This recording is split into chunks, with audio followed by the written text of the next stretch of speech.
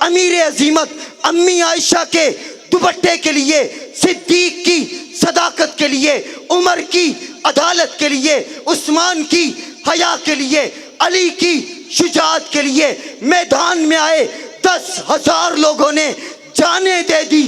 وہاں پر بھی انقلاب آیا تھا، یہاں پر بھی انقلاب آئے گا۔ اعوذ باللہ من الشیطان الرجیم، بسم اللہ الرحمن الرحیم۔ وَرَفَعْنَا لَكَ ذِكْرَكَ آمَنْتُ بِاللَّهِ صدق اللہ العظیم۔ نہ منہ چھپا کے جیے نہ سر جھکا کے جیے، نہ منہ چھپا کے جیے نہ سر جھکا کے جیے، ستم گروں کی نظروں سے نظریں ملا کے جیے، راہ زندگی میں جو ایک دن کم جیے تو کیا ہوا، ہم تو ساتھ ان کے تھے جو مشعلیں جلا کے جیے۔ واجب الاحترام معزز و مکرم علماء کرام، کوٹ غلام محمد کے غیرت مند اہل سنت والجماعت کے بھائیوں، دوستوں، بزرگوں، الحمدللہ حضرت جی اسٹیج پر موجود ہیں۔ ہم سب بڑی شدت سے حضرت جی کی گفتگو کا انتظار کر رہے ہیں۔ میں صرف حکم کی تعمیل میں آپ کا زیادہ وقت نہیں لوں گا۔ عنوان ہے سیرت النبی صلی اللہ علیہ وسلم۔ اگر آقا علیہ الصلاۃ والسلام کی سیرت پر غور کیا جائے تو سیرت کے دو پہلو بڑے نمایاں ہیں۔ ایک آقا علیہ الصلاۃ والسلام کا خاتم النبیین ہونا، اور دوسرا آقا علیہ السلام کا رحمت للعالمین ہونا، کہ آقا علیہ الصلاۃ والسلام خاتم النبیین ہیں۔ اللہ تعالیٰ نے آپ کو آخری نبی بنا کر بھیج دیا۔ آپ پر نبوت ختم، آپ پر کتاب ختم، آپ پر شریعت ختم، آپ پر رسالت ختم۔ 1,24,000 انبیاء کرام کو نبوت ملی، لیکن وہ سب کے سب تاجداران نبوت تھے۔ یہ ہمارا اور آپ کا اعزاز ہے کہ ہم نے جس نبی کا کلمہ پڑھا، جس نبی پر ایمان لائے، وہ صرف تاجدار نبوت نہیں بلکہ تاجدار ختم نبوت ہے۔ رب العالمین نے فرما دیا کہ محبوبہ اعلان کر دے، قیامت تک آنے والے انسانوں تک یہ بات پہنچ جائے، انا خاتم النبیین لا نبی بعدی، میں آخری نبی ہوں، میرے بعد کوئی نبی نہیں، میں آخری نبی ہوں، میرے بعد کوئی کتاب نہیں، میں آخری نبی ہوں، میرے بعد کوئی شریعت نہیں، میں آخری نبی ہوں، میرے بعد کوئی رسالت نہیں، میں آخری نبی ہوں، میرے بعد کوئی وحی نہیں، میں آخری نبی ہوں۔ جبرائیل آسمان سے کوئی کتاب نہیں لائیں گے، اللہ کا کوئی حکم لے کر نہیں آئیں گے۔ دوسری طرف آقا علیہ الصلاۃ والسلام رحمت للعالمین ہیں، ایک طرف خاتم النبیین، دوسری طرف رحمت للعالمین۔ آپ کا پیغام مکہ کے لیے نہیں، آپ کا پیغام مدینہ کے لیے نہیں، بلکہ لیظہرہ علی الدین کلی، تمام ادیان پر آپ کا پیغام غالب کرنا ہے۔ ایک طرف دیکھیں، آقا علیہ السلام مکہ سے باہر نہیں گئے، آپ مدینہ سے باہر نہیں گئے، آپ عرب اور حجاز سے باہر نہیں گئے۔ یا اللہ، یہ نبی مکہ مدینہ سے باہر نہیں گیا، عرب و عجم میں پیغام کیسے جائے گا، شرق و غرب میں پیغام کیسے جائے گا، ساری دنیا کے کونے کونے تک آقا علیہ السلام کا کلمہ کیسے پہنچے گا، رب کی ربوبیت کیسے پہنچے گی، قرآن و شریعت کس طرح پہنچے گا۔ رب العالمین نے رحمت عالم کا پیغام پہنچانے کے لیے، رحمت عالم کا دین پہنچانے کے لیے، رحمت عالم کی شریعت پہنچانے کے لیے صحابہ کا انتخاب کیا۔ یہ وہی صحابہ جو مکہ میں مارے گئے، انہیں تکلیفیں دی گئی، انہیں پریشانیاں دی گئی، جب مدینہ میں آئے رب نے حکم دے دیا، اذین للذین یقاتلون بانہم ظلموا۔ آج مسلمان مضبوط ہو گئے، آؤ کفار کے مقابلے کے اندر رحمت عالم ابو سفیان کے قافلے کے پیچھے نکلے، قافلہ روانہ ہو گیا۔ مکہ میں ابو جہل کو پتہ چلا محمد الرسول اللہ ہمارے قافلے کے پیچھے آ گیا۔ ابو جہل 1,000 کا لشکر لے کر، لشکر جرار کے ساتھ، گھوڑے اس کے پاس، تلواریں اس کے پاس، نیزیں اس کے پاس، لونڈیاں اور باندیاں اس کے پاس۔ آج مکہ سے چل کر مکہ کے بھگوڑوں کے پیچھے جاؤں گا، مدینہ میں جا کر محمد کی گردن کاٹوں گا، ان کے حرم کی کی گردنیں کاٹ کر وہاں پر میں لونڈیاں نچاؤں گا, وہاں پر میں باجے بجاؤں گا. رحمت عالم سجدے میں ہیں, اللہ کے سامنے رو رہے ہیں. صدیق اکبر تلووں کو ہاتھ لگائیں, آقا سجدے سے سر اٹھا دیں. صدیق کان لگا کر سنتے ہیں. رحمت عالم کہہ رہے ہیں اللہم ان تہلک ہذہ العصابہ لن تعبد فی الارض.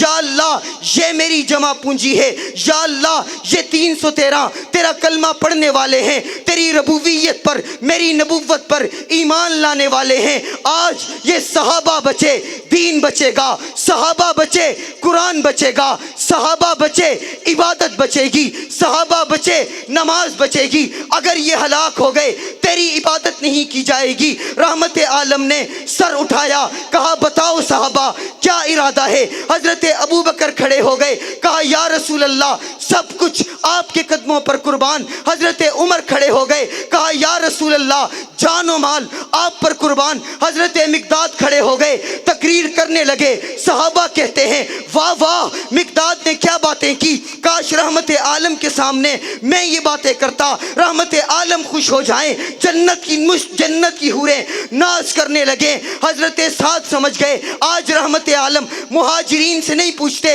انصار سے پوچھتے ہیں. حضرت سعد نے کہا یا رسول اللہ انصار حاضر ہیں, ہم وہ بات نہیں کریں گے جو بنی اسرائیل نے کہا تھا اذهب انت وربک فقاتلا انا ہاہنا قاعدون. اے موسیٰ تو جان, جبارین جانے, تیرے رب جانے, ہم بیٹھے ہیں. بلکہ یا رسول اللہ اذهب انت وربک فقاتلا انا معکما مقاتلون. یا رسول اللہ میدان میں آئیے, تلوار اٹھائیے, اعلان کیجئے, اشارہ کیجئے, جہاں آپ کا پسینہ گرے گا صحابہ کی گردنیں گریں گی. یا رسول اللہ میدان میں آئیے, جہاں آپ کا پسینہ گرے گا ابو بکر و عمر کی گردنیں گر جائیں گی.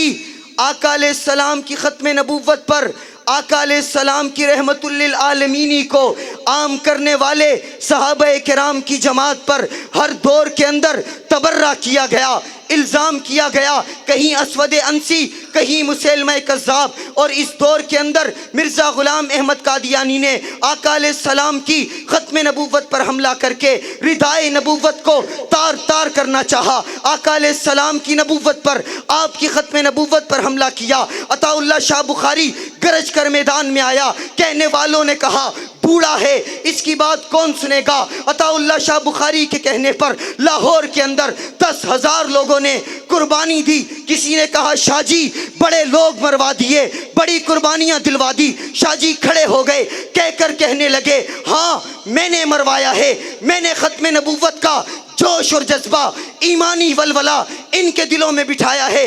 اگر آقا علیہ السلام کی ختم نبوت کے لیے 10 لاکھ جانیں دینی پڑی میں دلوا دوں گا. میں نے اس قوم کے اندر ایک ایٹم بم رکھ دیا ہے, وہ وقت کے آنے پر پھٹے گا. پھر قوم نے دیکھا 7 ستمبر 1974 کو وہ بم پھٹا, پاکستان کی قومی اسمبلی سے قادیانیت کا جنازہ نکلا. امیر شریعت تیری جرت, تیرے جوانوں کی جرت کو سلام. ایک طرف امیر عظیمت امی عائشہ کے دوپٹے کے لیے, صدیق کی صداقت کے لیے, عمر کی عدالت کے لیے, عثمان کی حیا کے لیے, علی کی شجاعت کے لیے میدان میں آئے. 10,000 لوگوں نے جانیں دے دی. وہاں پر بھی انقلاب آیا تھا, یہاں پر بھی انقلاب آئے گا. امیر شریعت کے کہنے پر 10,000 لوگوں نے جانیں دی, انقلاب آیا, پاکستان سے قادیانیت کا جنازہ نکلا.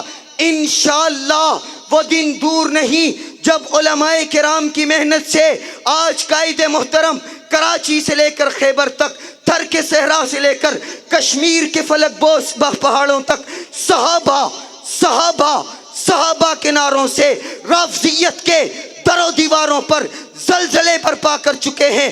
ہمیں بھی رب کی ربوبیت سے امید ہے, انشاءاللہ انقلاب آئے گا. اور انقلاب آ چکا ہے.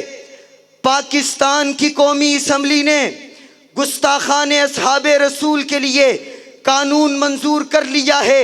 ان قریب یہ قانون پاکستان میں نافذ العمل ہوگا اور آپ اپنی آنکھوں سے صحابہ کو گالی دینے والے کو، صحابہ پہ تبرہ کرنے والے کو موت کے پھندے پر لٹکتا دیکھیں گے۔ دھمکیاں دینے والے، الزام لگانے والے، برا بھلا کہنے والے، موت سے ڈرانے والے، سن لیں ہم اہل جنو اور ڈریں موت کے آگے، ہم جب بھی مریں گے موت پہ احسان کریں گے۔